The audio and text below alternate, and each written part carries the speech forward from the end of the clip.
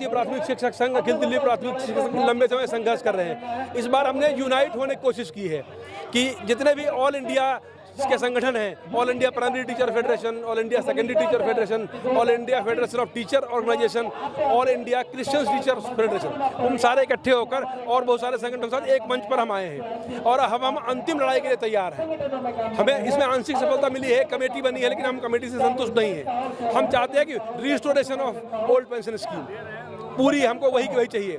और इस संबंध में हमारा 11 और 12 तारीख को गुजरात में अखिल भारतीय प्राथमिक शिक्षक संघ का राष्ट्रीय सम्मेलन आयोजित होगा, जिसमें करीब भारत भर के 2 लाख प्राथमिक शिक्षक भाग लेंगे। उसमें माननीय मोदी जी को बुलाया है, वहाँ के जो कॉन्स्टिट्यूंसी है पार्लियामेंट्री, माननीय अमित शाह जी सांसद हैं वहाँ अहमदाबाद के, उन्हें बुलाया है और विभिन्न मंत्रियों और नेताओं को सबको हमने बुलाया है। और उसमें मुख्य मुद्दा पेंशन का होगा।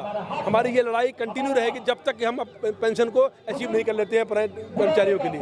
लेकिन हम पूर्ण समाधान बिल्कुल वैसी ही पेंशन चाहते हैं जैसी हमारी पहली थी 2004 से पहले की, उस पेंशन को हम चाहते हैं। हमारे कर्मचारियों को 2004 में तत्कालीन सरकार अटल बिहारी वाजपेयी की सरकार थी, उन्होंने इस मंशा से नई पेंशन स्कीम लागू की थी कि हमारे कर्मचारियों का हमें भार नहीं होगा और मार्केट के हिसाब से हम अपने कर्मचारियों को उसका लाभ दे सकें। लेकिन ये दाव उनका उल्टा पड़ गया है और कर्मचारी जो आज के समय रिटायर हो रहा है, जो पुरानी पेंशन वाला रिटायर हो रहा है, उसको जीविकोपार्जन के लिए, गुजारा भत्ता के लिए पर्याप्त राशि मिल जाती है कि जो नई पेंशन स्कीम में जो रिटायर हो रहे हैं उनको ऐसा भी पैसा नहीं मिल रहा है कि उनके कम से कम सब्जी भाजी भी ले सके।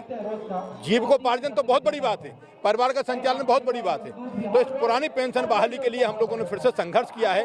ऑल इंडिया से सभी तरह के फेडरेशन आज एक मंच पर आकर के और ये मांग कर रहे हैं कि हमारी पुरानी पेंशन स्कीम को लागू किया जाए। एक नेता, एक विधायक, एक पार्षद एक बार चुन करके आता है, 6-6 बार चुन करके आता है तो 6-6 बार पेंशन दी जाती है। कर्मचारी अपना पूरा जीवन और पूरा युवावस्था, जवान आता है, बुढ़ा रिटायर होता है, उसके बाद उसको जीविकोपार्जन के लिए कोई संसाधन नहीं। बड़ा शर्म की बात है सरकार के लिए, शर्म की बात है इस तरह की प्रशासन की व्यवस्था के लिए। हम लोग अंतिम सांस तक लड़ाई लड़ेंगे जब तक सरकार को इस पे बाध्य नहीं कर देंगे और पुरानी पेंशन को बहाल नहीं करवा देंगे, तब तक हम लोग लड़ाई लड़ेंगे। हमारा एक ही मुद्दा है कि देखिए, सभी संस्थाओं में सभी भारत सरकार के जितने भी MP हैं, MLA हैं, सबको एक मुद्दा मिलता है रिटायरमेंट के, चाहे वो कितना भी टाइम रह जाए, एक योजना रह जाए तो उनका पेंशन लागू हो जाता है। तो हमारे क्या शिक्षा वगैरह और सेंट्रल गवर्नमेंट एम्प्लॉयज 35-35 साल की सर्विस देने के बाद भी क्या पेंशन का अधिकारी नहीं है?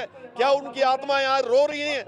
ये हमारे MLA MP को सोचना चाहिए। और पूरे गठन किया है टीम का? जी, हमने टीम का जो गठन है वो कुछ नहीं है, सब दिखावा है, टाइम पास करने का स्कीम है। असल में जो हमारा मुद्दा है उसको भटकाने का है।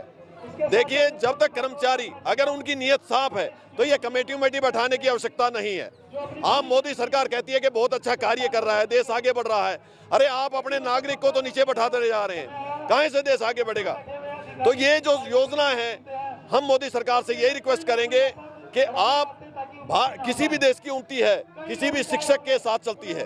अब जापान जैसा देते हैं यहाँ परिभाषा सब स्कूलों में, आप जापान का देखिए, टीचर को VIP ट्रीटमेंट मिलता है, टीचर को किसी लाइन में खड़ा होने की आवश्यकता नहीं है। हमारा वर्क क्या है? हमारे को क्या नीचा दिखाने के लिए हम यहाँ आने की जरूरत होती? क्या हमारी सरकारें सोचती तो आज हमें यहाँ धरने की आवश्यकता होती? नहीं।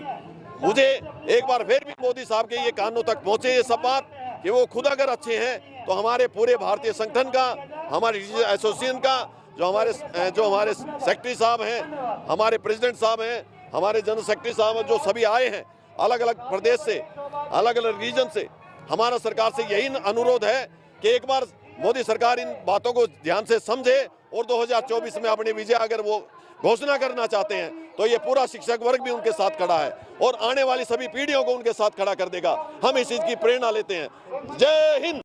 मैं शशिकांत दीक्षित, अखिल भारतीय केंद्रीय विद्यालय शिक्षक संघ का राष्ट्रीय अध्यक्ष। जी, ये धरना बहुत दिन से किया जा रहा है, ये लड़ाई बहुत दिनों से किया जा रहा है और मांग सरकार सुन नहीं रही, आपकी क्या कहेंगे इस पे? सरकार को सुनना पड़ेगा और 24 के चुनाव के पहले इनको देना पड़ेगा।